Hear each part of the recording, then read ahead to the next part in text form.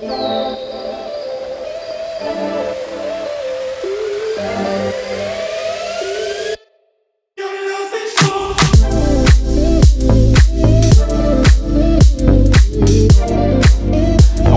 something that was bigger, that was going to be better for our realtors, better for our clients.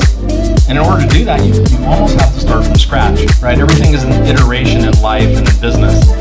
So this is another iteration of the great service that we provided, the reputation that we've built, the friends that we've made.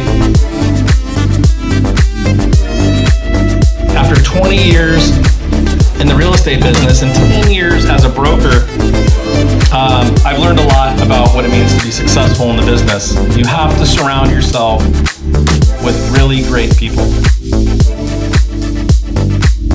The journey started a couple months back, and I've been working on it quietly behind the scenes, which is a very thankless journey to be on. But I wanted to recognize everybody here for being on the journey with me, and we've got a lot more exciting things to share with you. So thanks so much, team. I appreciate it.